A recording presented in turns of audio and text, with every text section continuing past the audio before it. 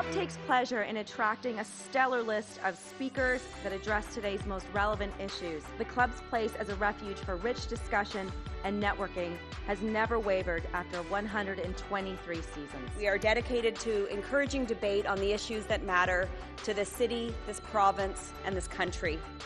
The Canadian Club is one of the most important podiums anywhere in the world that a Canadian can speak to, tell Canadians what it is that they think, develop those thoughts. And so I want to thank you for that very, very much. Please join me in thanking our esteemed panelists today. Through our programs and events, including our youth and young leaders programs, our diversity partnerships, our joint events, and our media and social media opportunities, we offer you access to dynamic political, social, and business figures from abroad and right here at home. The platform from which the eloquence of Canada has flowed all of that time, whether it be business, education, politics, sports, arts and culture. If someone wants to say something to Canadians about this country and about the future of this country, this is the venue you choose.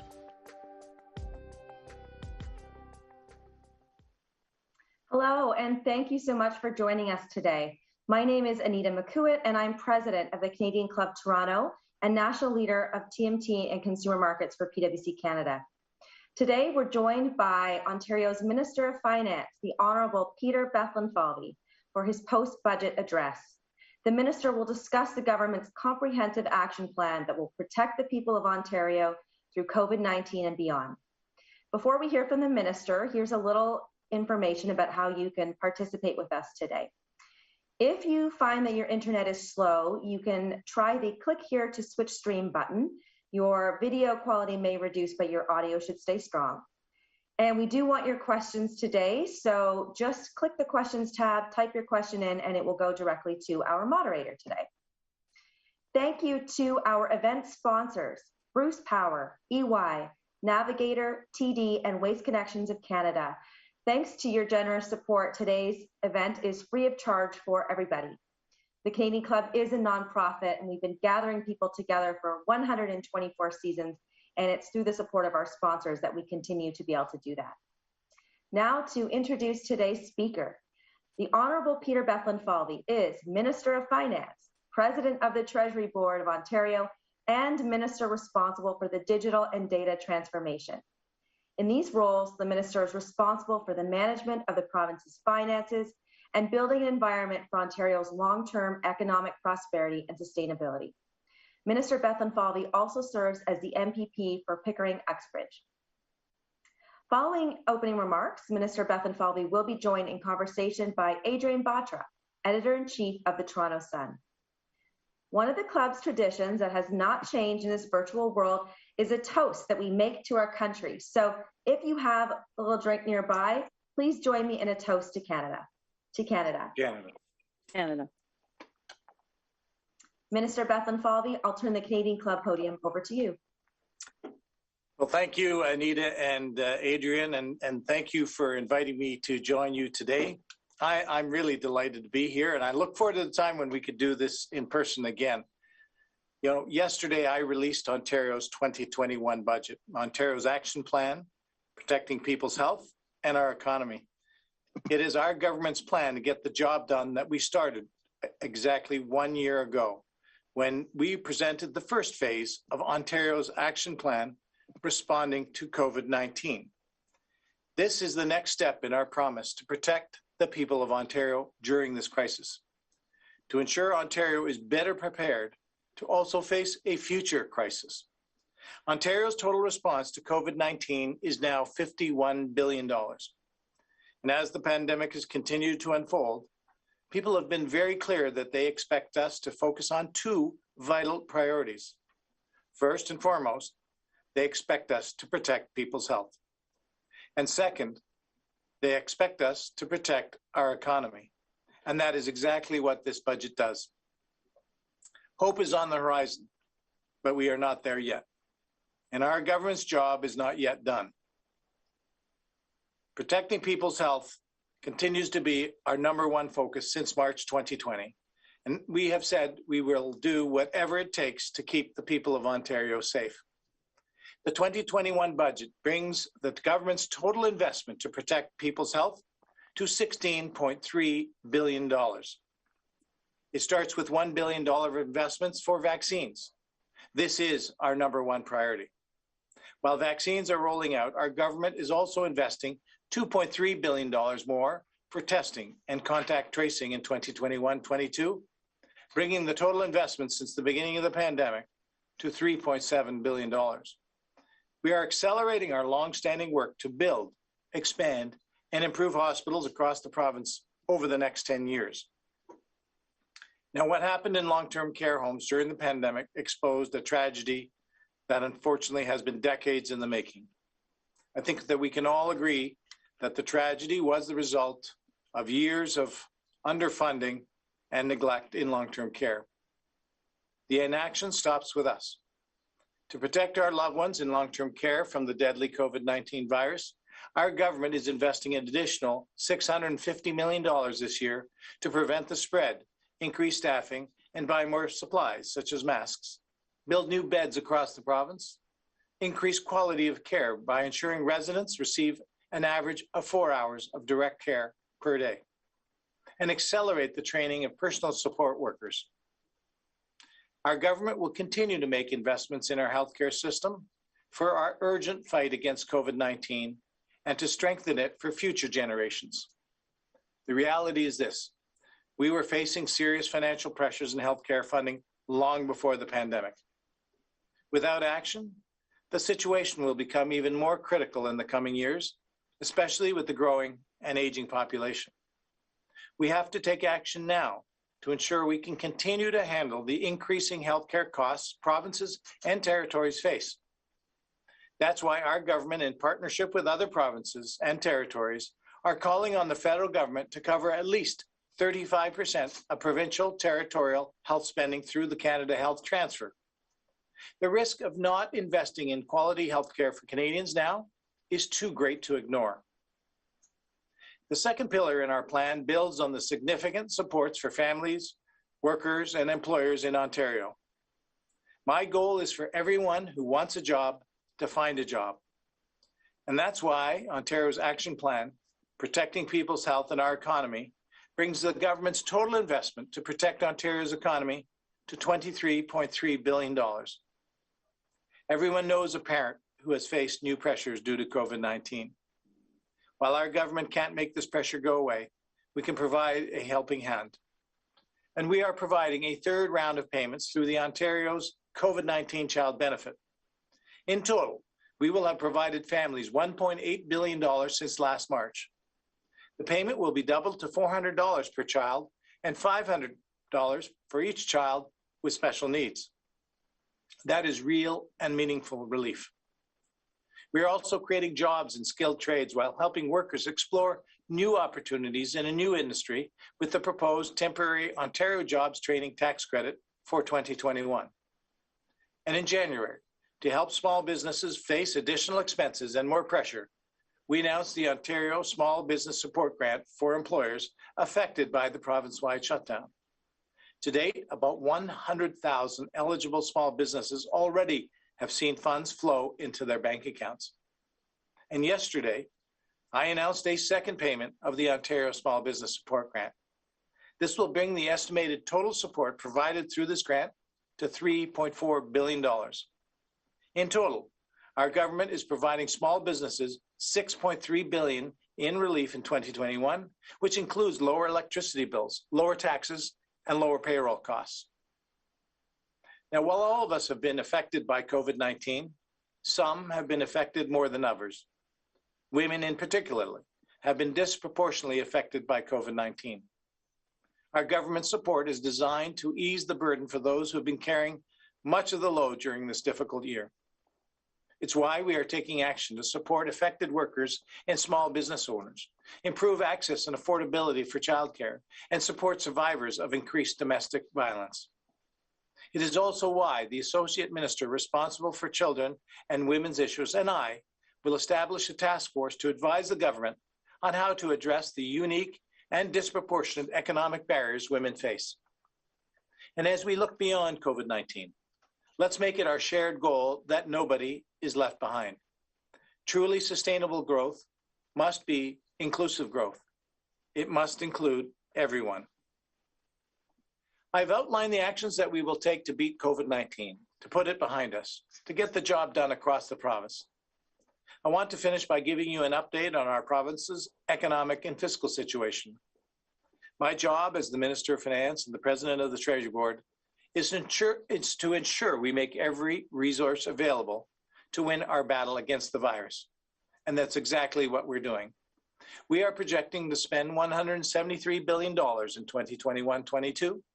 And when you consider that the government spent $148.8 billion in 2018-2019, it's clear we have spared no expense to defeat COVID-19. Of course, as it has for governments around the world, this spending has resulted in record deficits. We project the deficit will be $33.1 billion in 2021-22. Now, this level of deficit is neither sustainable nor desirable in the long term, but I am absolutely convinced that it is necessary to get through the pandemic and to recover stronger. Because as I often say, you can't have a healthy economy without healthy people. And there's no doubt that our return to fiscal sustainability will take several years. But some would tell us that tax hikes or cuts to public services are the only way to get there. They are wrong. Instead, we're going to get Ontario growing again in every community, and that growth will create jobs. It will provide revenues to support our public services. It will ensure a sustainable fiscal position. In the coming months, as vaccinations are rolled out and we turn the corner on the pandemic, our government will build on our plan to create strong economic growth. And I'm convinced that along with a modern government and a federal partner who pays their fair share, economic growth is the key to our fiscal recovery. Hope is on the horizon. It's months, not years away. Until then, we will maintain our unwavering commitment to protect people's health and their job. Thank you, and I'll hand it back to Adrian.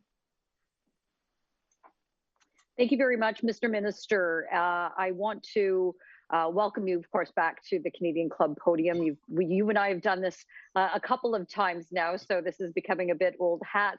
But it's good to have you, especially a day after such a significant budget, significant spending and deficits and debt, and we're gonna unpack all of that. I just want to remind our audience that has joined us today that you can get involved by, of course, hashtagging and tweeting at the Canadian Club. But if you have questions that you would like to have me pose to the minister, I will do my darndest to get to them. Please put them in the chat, and they conveniently come to me virtually right beside me. So please participate. Mr. Minister, I do want to begin with the breaking news that did happen just a couple of hours ago, and the Supreme Court of Canada ruling that the carbon tax is indeed constitutional. Now, that is something that I know you're not the Minister of Finance, but certainly your government has spoken quite vociferously against it.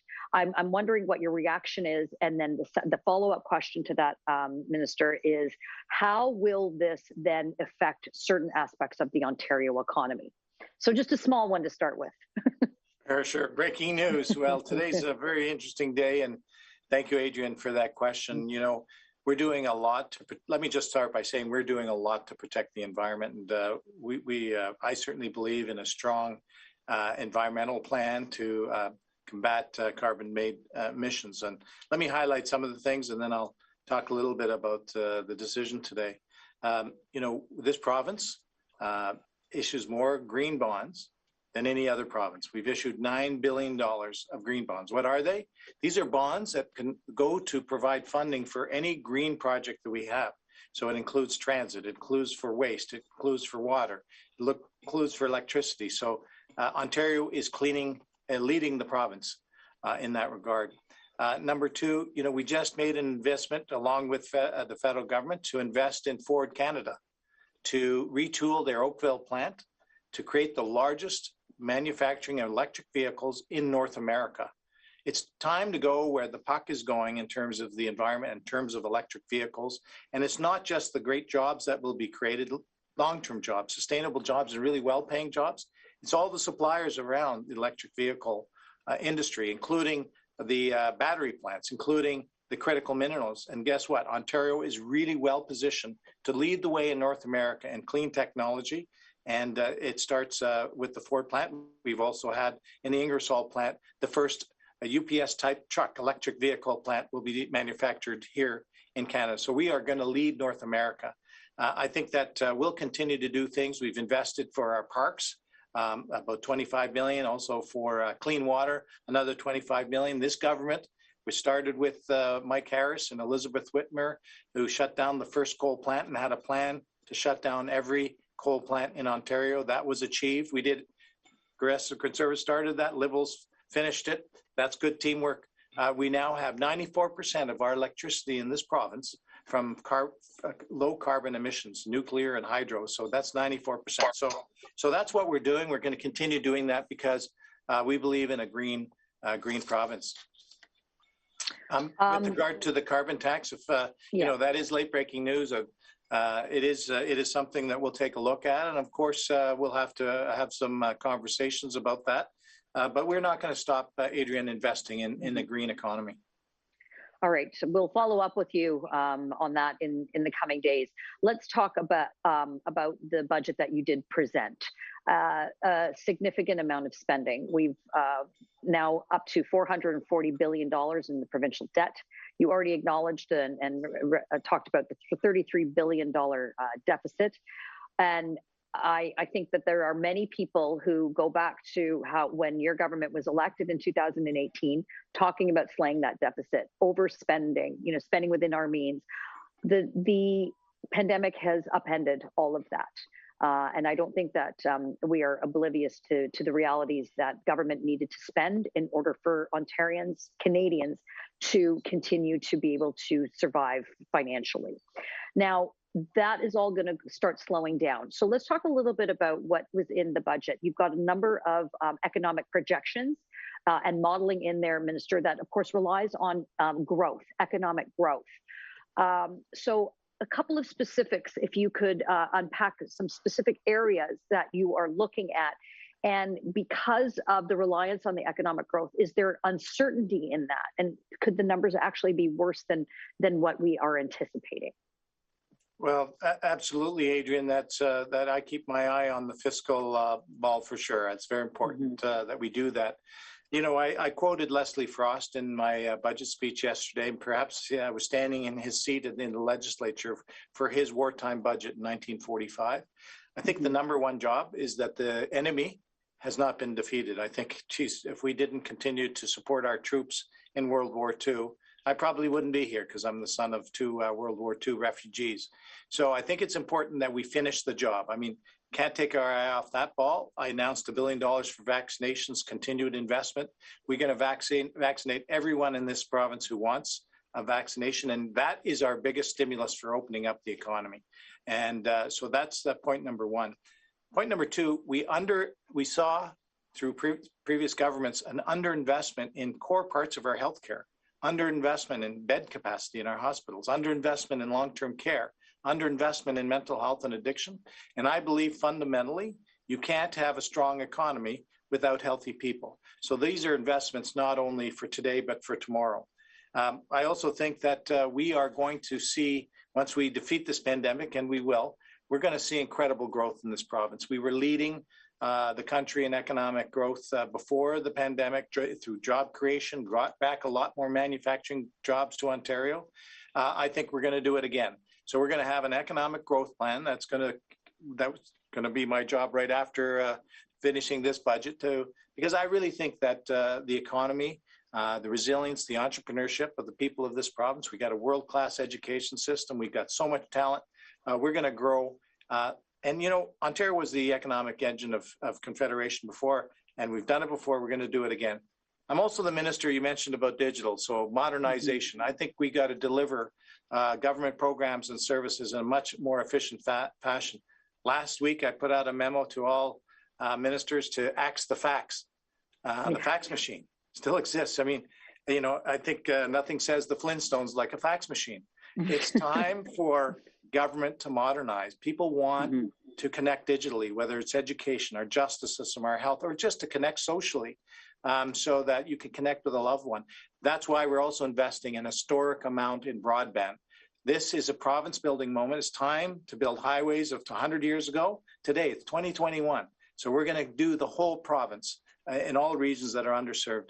And finally, I think it's really important that the federal government, as I mentioned in my remarks, you know, when we started Medicare, the funding model was 50% federal, 50% provincial. Today, lots happened in between. Today, the federal government only spends 22% of our expenditures. We wanted to go back up to 35%, at least 35%. We think it's time to do it now. I'm calling on Chrystia Freeland to table that in her budget, and that's a nation-building moment. That puts our healthcare system on a sustainable footing. So all those things go into, Adrienne, that gives me optimism for Ontario's future. You know, I had a whole section of questions specifically on the modernization and the digitization aspect that you have been leading for pretty much since you have been appointed at Treasury before you became, you know, wearing both hats as finance and Treasury. So let me just follow up with that then, Minister Bethlenfalvy. The notion of digitization, modernization, if anything, we know that the pandemic has put such a fine point on all of that.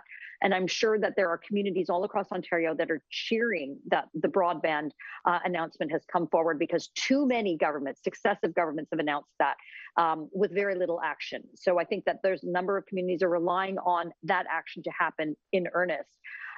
So they'll be knocking on your door if it doesn't. But the things that we're looking at now, a lot of virtual healthcare, court is virtual. You just mentioned education. We got a press release earlier from the teachers unions that are very angry and upset that your government is going to keep school online, for example. How do you respond to that, for one thing? And what other areas do you see as modernizing? Because that ultimately does help save money and will slay the deficit. Yeah, it's great points there. I think with regard to the education system, we're continuing to invest significant amounts of dollars, increasing the education budget by $700 million this year. Part of that funding is going to go to the online experience. I think one thing we've learned in COVID is that we can adapt and we can put quality education through the online system. Now, it may make kids unhappy that a snow day may now mean that you're online from home. So I apologize to all those kids. I benefited from a number of snow days growing up in Montreal. But this is an opportunity to really connect people. The quality of content, it's not just in our K to 12, but it's also in our post-secondary education experience and getting to remote communities and being able to give an online quality experience. So I think this is the time. I think we can lead. I really want Ontario to be the leading digital jurisdiction in the world. And I've announced digital identity. You know, there's other things like, why are we getting a driver's license and a healthcare card? Immunization cards are paper-based for getting your kid into a childcare space. You know, farmer vehicle registrations, 50,000 times a year they have to do in person. You know, there's absolutely no reason we can't go digital, and we have all the assets, all the people, all the technology. So let's just get it done. Minister, with respect to the deficit, and thank you to those that have joined us there's a lot of questions, so I'm going to try to get to them really quickly. The previous government, in response to the recession in 2008, 2009, they started baking in the deficits into their operating costs. Are you concerned, and what assurances do Ontarians have that that won't happen with your government? Well, one thing that the previous government did is 8 times in the last 14 quarters, they didn't come out and face the people of Ontario. Ever since we got elected, every quarter, I'm from the private sector, you know, every 90 days you face your shareholders. Same thing in government. I really believe in transparency and accountability, and every single quarter, my predecessors, and I did that on February 10th, you know, put out the numbers, let plenty of eyes look at those numbers and be accountable, you know, take questions from the media. I think that's a really important part of democracy. And you know what, makes for better decision making. So that's what we plan to do, and I'm committed to continue doing that. The entire premise of your budget hinges on a couple of things, and that's, of course, healthy Ontarians makes for a healthy economy, your words. And so one of the things that has been challenging, of course, is the vaccines. There's been criticism against your government that the vaccines are not getting, the supply that we have is not getting into the arms of Ontarians fast enough. How do you plan to accelerate that? I know and you've made hundreds of millions of dollars of investments yesterday in the announcements of the budget, specifically on vaccine rollout. But really, at the end of the day, it's ultimately whether the supply is there. So how do you respond to sort of both of those sides of the ledger, with a little bit of slowdown, the slowdown not getting it in the arms, and then, of course, yet another potential delay in getting the vaccines in Canada? Well, we've got the infrastructure up and running. We can put, they can give us double, triple, quadruple the amount of supply, and we'll get it into arms. You know, as we started back in December, which was a human miracle to get them so early. There's always a few kinks along the way, but really what's slowing us down, Adrian, is the supply. We'd love to vaccinate every single Ontarian who wants it. I'm very encouraged by polling that says more Ontarians want the vaccine. We've put money in to go into remote regions, into First Nation communities. Orange has been terrific. We're doing, made an announcement at a mass vaccination clinic in Thornhill the other day, putting money to transport elderly and people with disabilities to take them to their appointment through physicians, through pharmacists. We're pulling out all the stops, and you know, the more people we can vaccinate, the sooner we can get life back to normal and go out and have a cup of coffee, go see I haven't seen my parents in a while, you know, go do the things that we love to do in a normal life. Yeah, some semblance of normalcy. One of the things that when I was doing some commentary on your budget yesterday, Minister, that was a pleasant surprise was, and I don't think it's ever happened in the history of a budget presentation, where the Minister of Finance thanks the opposition leader and recognizes their work in holding your government accountable. So this is one of those sorts of times when you did that, because a big portion of your focus in your budget was on what has been referred to as the she session. And I believe the Ontario Chamber of Commerce even wrote a very extensive paper going through the disproportionate effect on women the pandemic has had. You really spent an inordinate amount of effort and time in your budget to acknowledge that. So what are some of the tangibles that we can look for going into the future that helps women and those that that tend to not be present in the workforce? What can they look forward to? Sure, that's a great question. And I did that because we have remarkable women in this province, and I wanted to acknowledge, you know, public service. It's, you know, you're in there doing what you believe is right. It's not easy. And so I wanted to acknowledge the leader of the opposition, Dr. Barbara Yaffe, ministers on our side, Fullerton, Elliott and Jones, who are leading the charge to keep us safe. But also it's a symbolic and a shout out to all women across all sectors that that women are playing a leadership role in building the Ontario of today for tomorrow. Some of the programs that we introduced, more investment for training of women, and particularly getting more women into the skilled trades. That's an area where I think we have less than 5% of women. These are good paying jobs, sustainable. And by the way, we're doing more infrastructure in this province than we've ever done before. So we need that talent for building our highways, our transit, our broadband that we mentioned, our schools and our hospital infrastructure that we announced. And also the task force that Jill Dunlop, the Associate Minister responsible for women and children's issues, and I will co-chair a task force, because I want to hear from women right across the province on how to be inclusive, how to break down the barriers, how to have a sustainable long-term recovery where women are at the forefront of that. Because the facts are real. You know, my heart is there. I've been surrounded by incredible women all my life, but my head is there too. Minister, we're getting some terrific questions from our audience, so I'm gonna go and to those directly. Does the province have any predictive modeling to show that we are going to be in the economic recovery phase? Well, in terms of economic modeling, I tell you, number one is the vaccination. And you know, when we started this process, we didn't know a lot about the virus. And even today, you know, we're in the third wave, the variants of concern. we've been hit by multiple variants of concern that are the UK variant more contagious, perhaps more severe as well. Our numbers are up. Our hospital capacity is more under pressure. So, job number one is not to model the future. It's really to model the present and say, let's get those vaccinations. They've proven to be effective and really combat our virtually everyone in long-term care. Every single resident has been vaccinated. That's fantastic. The numbers have plummeted. They are zero in terms of death in our long-term care homes because of COVID. That's a remarkable thing. So I think all Ontarians need to get this vaccine that want it. I encourage everybody. That's the modeling I'm looking at. Yeah, and I don't think that there will be any argument on that.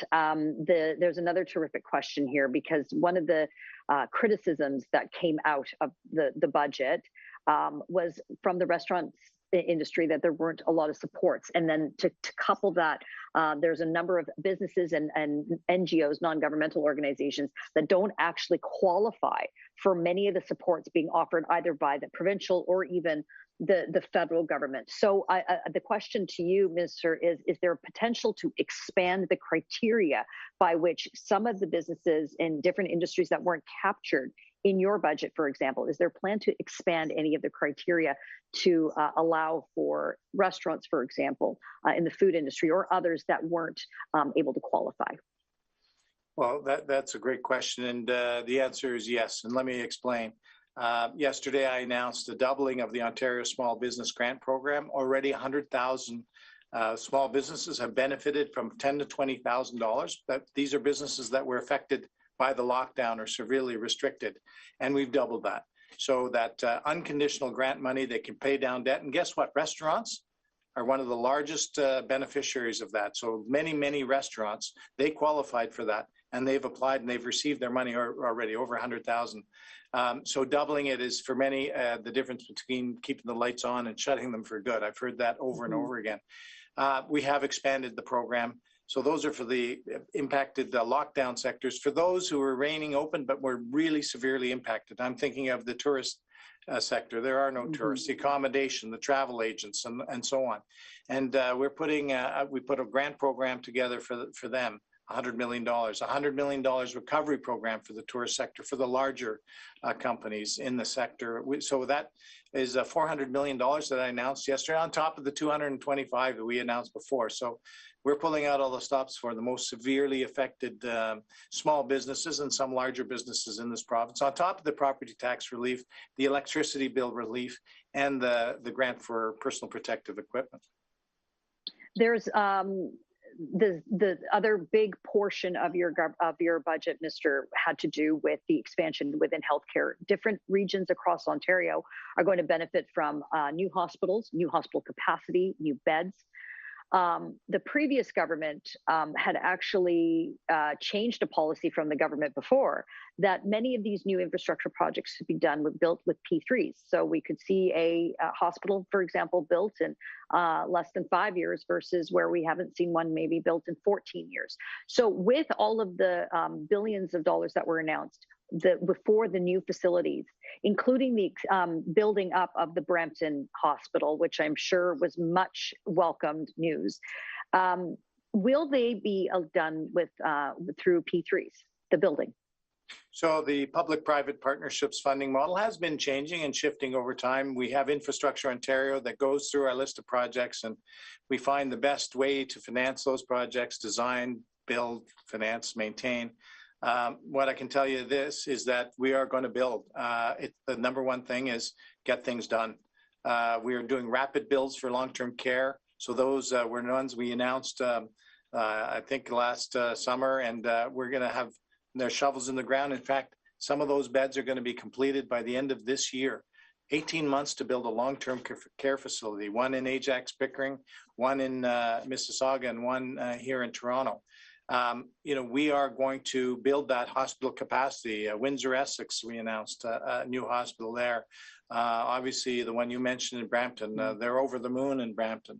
But for Mississauga, the Trillium Hospital redevelopment, significant investment there. In Etobicoke on the Queensway Hospital. The Children's Hospital of Eastern Ontario for children with special needs, consolidating that in Ottawa. It's the right thing to do from a social and health policy point of view, Adrian, it's absolutely the right thing to do from an economic, and we were underinvested over the last 10 plus years. We're getting the job done now. Minister, a question has been posed. Where do you envision the digital health transformation agenda going? And will there be support, future support, and any additional further support for virtual care, especially those in the area of chronic diseases? Now, that's obviously something you would have to speak with your colleague, Minister Elliott, about, but definitely, I think in part and parcel with everything you're talking about, the health of Ontarians, the health of Canadians is going to be keeping us in the workforce. Well, let me tell you, I think the opportunities are infinite in the healthcare space for the digital world. This is about making the patient experience better, faster, more reliable, and what technology can do today. We just have to be in 2021 and have, all of us in government pushing that. It's a big culture change for government. And it's all about the patient experience. And I think the applications will be boundless in that. We're already seeing virtual consultations online that were less than 1% before the pandemic. They've skyrocketed. I think the latest figures are over 50%. So you don't have to go into a walk-in clinic. You don't have to go see your doctor. You could do it from the comfort of your kitchen when you want it and how you want it. I think that's all part of the future, and for chronic diseases and the whole spectrum. A couple of questions have come in with respect to the long-term care facilities. So I'm going to sort of just amalgamate them together, Minister. When the military came out with the report last year, we all remember Premier Ford, very upset about it and devastated by it, as was anybody, frankly, who even read the executive summary of it. A very troubling and disturbing system has evolved over the course of so many years with lack of transparency, lack of accountability within the system. What is it that your government has committed to and will commit to in the future to ensure that we don't see that happen again, that we don't see such a devastating situation within our long-term care facilities, including the patient care? Adrienne, you nailed it. It's devastating. It's devastating to think about the loss of life. And every day I think about that in my riding, significant loss of life, and my heart goes out every day to those who lost loved ones. We can do better, and we must do better. That's why on many levels we are urgently making investments, and have started right when the pandemic broke, increasing the capacity. There's 40,000 people in this province who are waiting for a long-term care bed, some of the longest in my area in Durham. That shouldn't be at the end of your life. Unfortunately, the previous government built 611 beds in almost a decade. We announced that we were going to make, before the campaign, we got elected, 30,000 beds. So the capacity, we're well on our way. We've already announced over 20,000 beds. We've put our money directly into building, and including those rapid ones that I mentioned. Also, you mentioned the quality of care. We announced the 4 hours standard of care for each resident in a long-term care facility and beyond. That's the gold standard. No one has reached that level in Canada, and we're moving immediately to recruit the personal support workers and others to be able to deliver that quality of care. So I think that's a significant achievement as well, and we'll continue to recruit and train and retain. What's so important is retaining personal support workers and people in the industry. Too often they get educated and then they leave.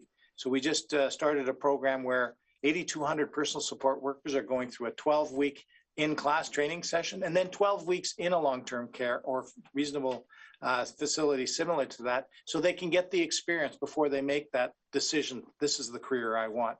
And those are just some of the highlights of what we're doing, but we're not waiting. We're getting the job done now. When you are looking at tackling the significant deficit and debt that we have now had to accumulate in the province, it almost seems insurmountable. It's dollar figures that most of us can never comprehend and can't comprehend, quite frankly. What will be your government's commitment moving forward if there are surpluses in the province, if there are abilities to find reductions in spending? Will those dollars go to reduce the deficit? Well, right now, based on the environment that we're in, every dollar is going to protect the health and safety of every Ontarian. We're not out of the woods yet. So that's my number one priority. I've laid out a plan, a fiscal plan. I put it out there. Our second budget since the pandemic. Others have not put out a single budget. I think it's important to give people a roadmap where we're going. And that roadmap includes increases in budget expenditures in every ministry, because I believe that you can't cut your way to prosperity. I don't think we need to tax our way to balancing the budget. I think the third way, relying on the ingenuity of the Ontarians to grow this economy, as I mentioned, modernizing, and also asking the federal government, particularly in healthcare, to do their rightful share where Medicare was started way back when, to restore that type of fundamental model so we can make it sustainable. So that's what I'm betting. I'm betting on the people of Ontario.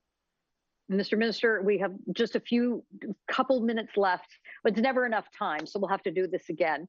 But the federal government is finally coming out with their budget in about a month's time. April 19th, I believe it's coming. And at the last first ministers meeting, the premier's meeting, it was once again a resolution was passed that you are calling upon, all provinces are calling upon the federal government to, quote, pay their words, not mine, their fair share when it comes to health, the CHST, the Canadian Health and Social Transfer. Is that what you're talking to Minister Chrystia Freeland about? What is your expectation come the April budget from the federal government? Well, that is my number one item on my list with Chrystia Freeland, and I'm always hopeful.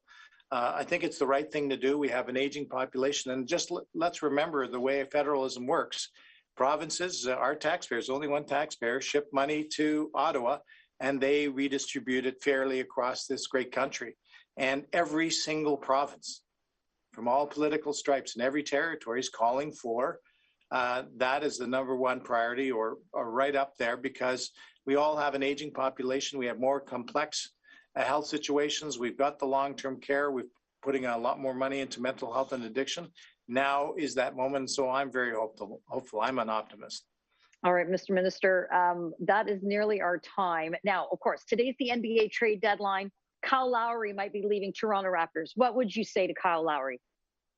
Oh, thank you, Kyle, for everything you've done. You know, you're a champion. The city had a championship. What a great experience. I'll never forget that. Really, like a million people cheering, and not just here in Ontario, but right across the country. And he's an adopted Canadian citizen, as far as I'm concerned. We hope he stays. Stays. Well, Mr. Minister, the staying power of your budget will have a long-term impact on all of us Ontarians. I can't thank you enough for taking the questions from people who have participated with us today. It's a Herculean task you and your government have before you. We'll be watching. We'll be writing. And thank you again for participating in this important conversation. Well, Adrienne, thank you. Thank you to the Canadian Club of Toronto again, and I look forward to doing this again soon. Wonderful. Anita, I'm going to hand it over to your very capable hands for final remarks. Thank you so much, Adrienne. And thank you, Minister, for taking the podium today to share your government's economic plans with Ontarians. There are so many sectors that need help this year, but we're hopeful for a strong recovery through COVID and beyond. Adrienne, as always, wonderful to have you join us, and thank you for your guidance of today's conversation. Guests, we hope that you'll join us for some of our upcoming events. Join us on Thursday, April 8th, where we host a panel discussion on networking to get ahead. Join us to hear from our expert panel as they discuss the secrets to creating professional opportunities in our current climate and how to market yourself to potential employers. Thank you again to Bruce Power, EY, Navigator, TD, and Waste Connections of Canada for sponsoring today's events. Our events would not be possible without your generosity. Thank you to our AV supplier, Van Valkenburg Communications and LiveMeeting.ca for making it possible for us to come together today. Guests, thank you for joining us. Stay healthy and stay safe.